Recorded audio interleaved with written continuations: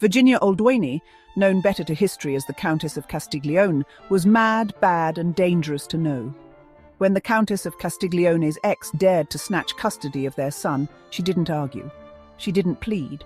Instead, she sent him a gift, a photograph. Harmless? Hardly. Nestled in the folds of her luxurious gown was a knife, glinting, deliberate. The message was clear. Try me, the title of the portrait. La Vengeance. And just like that, she kept her son.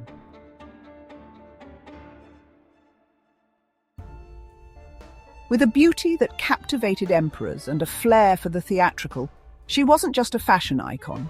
She was a force of scandal and seduction. Often called the world's first model for her obsession with photography, it was her lovers, political entanglements, and ultimate descent into darkness that truly made her infamous. The Countess of Castiglione lived a life as captivating as it was tragic, and her story is one you won't forget. Born on March 22, 1837, Virginia Oldoini wasn't just beautiful.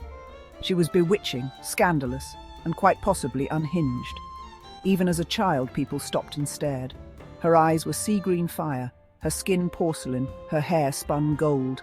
Born into Tuscan nobility with a name as long as her legacy, Virginia Elisabetta Luisa Carlotta Antonietta Teresa Maria Oldoini Rapellini, she was destined for grandeur, vanity, and disaster. But beauty wasn't enough. She wanted power, recognition, to be seen, always.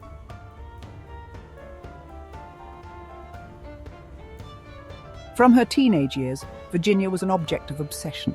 Men swooned, women seethed, and her parents, opportunists to the core, married her off at just 17 to a much older count. But Virginia? She wasn't built for wifedom. She had empires to influence and emperors to seduce. Just before her arranged marriage to the much older count, young Virginia Oldoini wasn't exactly playing the part of a demure bride-to-be. Instead, she dove headfirst into a passionate affair with a strikingly handsome naval officer. It was more than just a youthful fling. It was a clear sign that Virginia craved far more than quiet domesticity. From the very beginning, she was chasing desire, danger, and something much more intoxicating than love, freedom. Virginia Oldoini was no ordinary noblewoman. She had powerful friends and even more powerful blood. Her husband may have held a title, but Virginia's own family tree was nothing to ignore. Her cousin, none other than Camillo Benso, Count of Cavour, a minister to the King of Sardinia and one of the masterminds behind Italian unification. And one day, cousin Camillo came to Virginia with an offer that was part political strategy, part jaw-dropping scandal. At the time, Camillo was desperately trying to secure an alliance with the French Emperor Napoleon III. But he wasn't interested in sending diplomats or generals. No, he had something far more persuasive in mind. He called upon his cousin Virginia, renowned for her beauty and her magnetic effect on men, and asked her to go to France. Her mission? Seduce Napoleon. Not charm, not persuade, seduce. Camillo's instructions were chillingly clear. Succeed by whatever means you wish, but succeed. In other words, sleep with the emperor, secure the alliance. And just like that, Virginia Oldoini became a political weapon. A spy, yes, but not just any spy. She was a honeypot in silk and diamonds, armed with wit, ambition, and a pair of eyes that could make men forget their names. Eyes, according to witnesses, that seemed to shift from emerald green to violet blue, hypnotic, otherworldly, unforgettable. Camillo couldn't have chosen a more perfect mark. Napoleon III had a weakness, and it wasn't just for politics.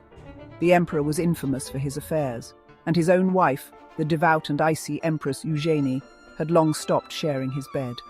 She found him and his bedroom antics utterly revolting. Enter the Countess of Castiglione. It didn't matter that Virginia was married. It didn't matter that she came under the pretense of diplomacy.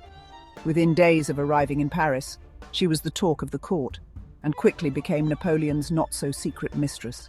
She made no effort to conceal the affair. Why would she? She was winning. But success at the French court came with a price. And for Virginia Oldoini, the Countess of Castiglione, the consequences of seduction were just beginning.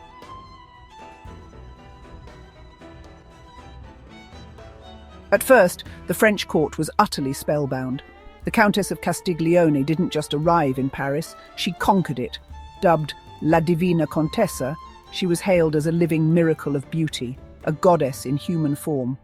Wherever she went, all eyes followed. She was the it girl of the imperial court, the glittering centerpiece of every salon and soirée. But beneath the velvet and diamonds, not everyone was quite so enchanted. Yes, Virginia had a near mystical effect on men, but her allure came with one fatal flaw. She was insufferably vain, blindingly so. Her obsession with her own reflection often overpowered her charm, and instead of captivating her admirers, she bored them. One contemporary didn't mince words, writing, "After a few moments, she began to get on your nerves." Still, the Countess was never one to fade quietly into the background. At one of Napoleon III's legendary balls, she decided to make a scene, an entrance no one would forget. Draped on the Emperor's arm, she swept into the ballroom wearing a Queen of Hearts costume. The message to Empress Eugenie was unmistakable. She might not wear the imperial crown, but she ruled the Emperor's heart.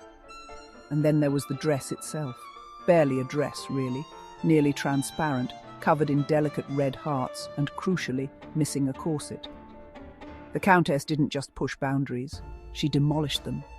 Her outfit caused a sensation, a scandal, and 1,000 whispers behind gloved hands. It became instantly infamous. But her ambitions weren't limited to Napoleon's bed or ballroom gossip. The Countess had discovered a new passion, herself. Long before selfies became the norm, Virginia Oldoini turned vanity into art.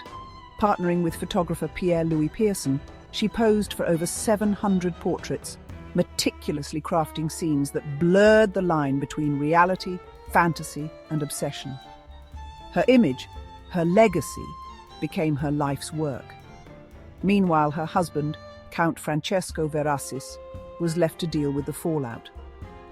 After barely a year in Paris, the humiliated Count returned to Italy, broke, bitter, and betrayed. The Countess had not only flaunted her affair with the Emperor in full view of society, she'd bled their finances dry with her extravagant tastes. When he left, it was for good. His parting words were scrawled in fury, "Our separation is irrevocable." And thus, Virginia remained in Paris, husbandless, scandal-soaked, and entirely undeterred.